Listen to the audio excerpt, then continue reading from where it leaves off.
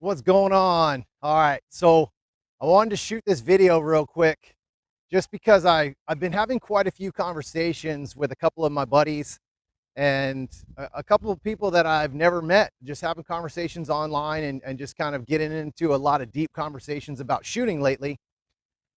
And I've been thinking about goals, right? So a lot of people that I talk to, they have these expectations or these goals that they set for themselves, but they don't really have a plan on how to execute that goal.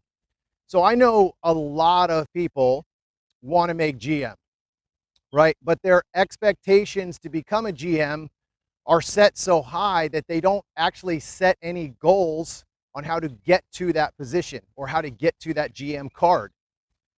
And here's the problem, because they're focused on results of getting the GM card. They're not actually focused on the process of how to become a GM. There's only one way to make GM, guys. And I know this is the most unpopular opinion that you could possibly have in life in general, is work. You have to put in the work. So my goal when I started shooting was never to become just a GM. I always wanted to be the best GM or a winning GM, right? So obviously my scores are up to me. They're my job to get those scores. But I also have a bunch of other guys that are driven and have the same goals that I have. So those guys are trying to beat me and I'm trying to beat them. But we all got to the position that we're in the same exact way, with hard work. There's no shortcut. There's no magic pill to get to where I am or where you want to be without putting in the work. Now, the shortcut that I wish I would have learned this when I first started is a lesson, a class, coaching, training. Those are your shortcuts. Those are your easy buttons. Once you take that effort or make that decision that you're going to go to someone who's smarter, let me rephrase that, better than you are, and it's only because we have the experience that someone else might not have, right? It's not smarter. It's just that you decided to get out of your own way. Because a lot of the times what happens is you get stuck in your own ways, and you get stuck in these habits where you are not able to see what you're doing wrong. That was my issue, right? So for a long time, I was like, oh man, I'm good. I got this. I made GM real fast. I'm set and ready to go. And then I realized, all right, I need to open my mind and open the process of what I'm looking at. I need to look and see if there's something that I'm not seeing. Is there a blind spot? Do I have a blind spot in what I'm doing? So I turned around and I took a class. And once I took that class, there was a couple of different things that class did for me. One, it opened up the fact in my mind that I was on the right track the whole time. Everything in that class was basically what I've been doing already, but in a different way, right? I mean, a lot of the things were similar, but there was the little nuances that were different, okay? That's what changed for me. The definitions of things changed for me. It wasn't that it was completely different from what I'd already been doing, but it was different on the way I thought about it. So it changed the way I trained. It changed the way I broke those things down, right? That was where it changed for me. So to me, the biggest thing is you have to open your mind to new ways of doing things. And how do you do that? You have to set realistic goals. Your goal should not just be to be a GM. Your goal should be to become a better shooter. So when you start trying to become a better shooter, all you think of is all you're thinking of is, okay, I need to shoot this classifier fast. I need to do this fast. I need to do this. I need to get all A's. I need to do that. But you're not actually focusing on the process of how to get to that result.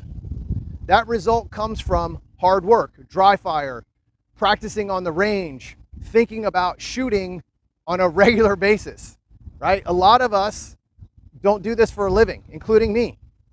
So what happens when it's time to go out there and hit that classifier, you're still getting a phone call from work. You're working on text messages. You're talking to your wife. You're talking to your family. You're doing all these things.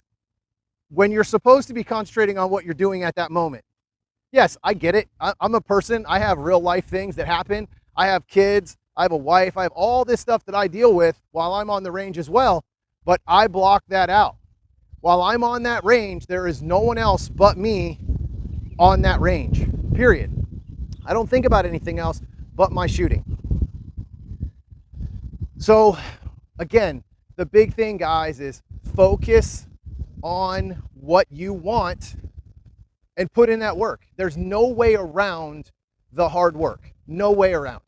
That's why I said a class or a lesson, online course, a lot of those things will push you over the edge of when you're stuck, right? A lot of us can get to a certain level. So me personally, I was fortunate enough, because the way my crazy head works and my brain works, I was fortunate enough to be able to make GM in my first 6 months.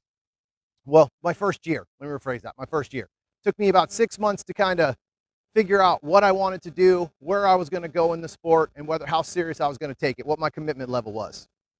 So once I got past that 6 months and I said, that's it, I'm going to rock and roll and let it roll, that's when my goals and everything changed and my work ethic took it to the next level. What most people can't do is they can't see the journey. They can't see the end goal. They're not looking at the journey as the part that's fun and important. They're only looking at the goal of GM. You have to look at the journey as part of the fun, right? There's a lot of guys out there that coach and train people who shoot. And if you watch every single one of us, we all practice. We all train hard. There's not a single guy at the top of any single match, I don't care what division it is, that doesn't practice. Let me rephrase that. There isn't a guy at the top of any one of these single divisions that doesn't practice that wins consistently. They all practice, they all work out, they all do something so that they consistently shoot every single time they hit the match. There's almost never a time when these guys shoot matches that they have a bad match. Well, their definition of a bad match and most people's definition of a bad match are completely different. So for me, if I take second, I look at it as a bad match, even if I shot it really, really well. So it's a little bit different sometimes for some of us. Like for me personally, I struggle with not getting first. So again, it's part of it, man. It's all about what your expectations are. So if you set your expectations high, you need to put those expectations, you need to put the same amount of effort to fit those expectations, right? Winning matches comes from the hard work you put in, all right, period. It comes in from the hard work you put in, period. Nothing else. It's all about the hard work. It's all about the hard work. Dude, that's it. That's it. It's all about the hard work. Put in the work and the results will take care of themselves. All right, guys, if you got any questions, hit me up in those comments and I'll see you on the range.